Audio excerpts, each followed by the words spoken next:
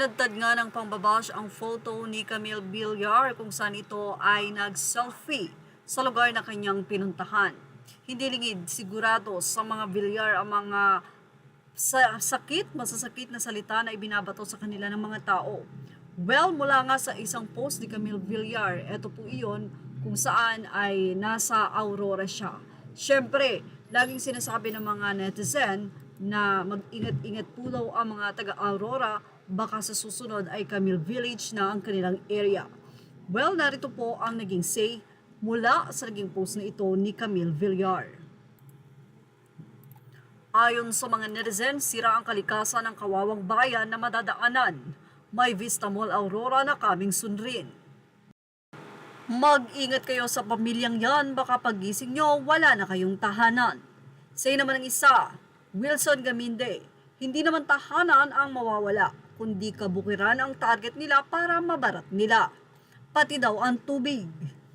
Say ng mga netizen, pati tubig pahirapan sa bayan, huwag kayong papayag na maging prime water ang bayan nyo. Delikado yan pati patubig at kuryente pag sila humawak, brown out at walang tubig. Mararanasan nyo dyan, magkakaroon lang ng tubig yung pabahay nila. Target nila ang mga bukid at palayan. Ayusin nyo ang prime water sa San Jose del Monte, Bulacan, kundi bokyayan dito. Say pa ng isang netizen, true, patubig nila dito sa South pahirapan. Palaging mahina yung tulo ng gripo, singil lang ng singil, walang aksyon, gusto nila kabig lang ng kabig. Babala, baka gawing subdivision ang lugar nyo, tapos ang serbisyo ng tubig gawing prime water. Matutulad kayo sa lugar naming laging walang tubig. Say naman ng isa, huwag niyong gawing hanap buhay ang politika. Hindi talaga pagbibigay serbisyo at pagmamahal sa bayan ang nais nyo, kundi pansariling interes lamang. Gahamang pamilya, ha ha ha. Self-serving politician, this family only work on projects that benefits or beneficial to their businesses at the expense of the people's money. Projects na substandard at papangit, not on one's or not an ounce of care for their constituents. Balat kalabaw.